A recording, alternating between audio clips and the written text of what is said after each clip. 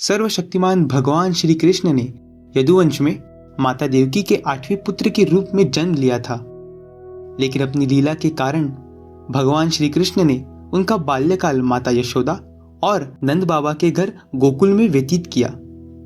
एक बार यदुवंशियों के कुल पुरोहित गर्गाचार्य जी गोकुल में आए।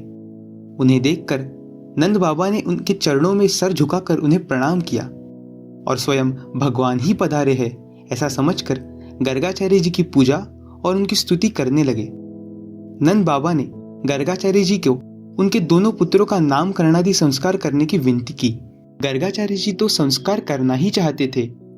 नंद बाबा की प्रार्थना सुनकर उन्होंने एक गौशाला में एकांत रूप से दोनों बालकों का नामकरण संस्कार कर दिया।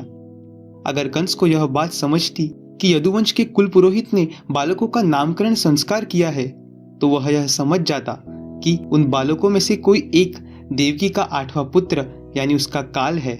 इसीलिए नामकरण संस्कार गुप्त रूप से ही हुआ। गर्गाचार्य जी ने बड़े भाई की ओर देखकर कहा कि यह रोहिणी का पुत्र है, इसीलिए इसका नाम रोहिणेय होगा। यह बालक यादव और गोकुल वासियों में कभी भी भेदभाव नहीं करेगा, इसीलिए इसका दूसरा नाम संकर्षण होगा। तथा यह बालक अपने सगे संबंधी और मित्रों को अपने गुणों से सदा आनंदित रखेगा, इसीलिए इसका नाम राम होगा। तथा इस बालक में बल की कोई सीमा ही नहीं होगी, इसीलिए इसे बल इस नाम से भी जाना जाएगा।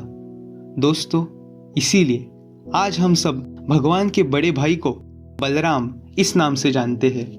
दूसरे बालक को देखकर गर्गाचार्य जी ने मुस्कुरा कर कहा, ये जो सांवला बालक है वो तो प्रत्येक युग में जन्म लेता है।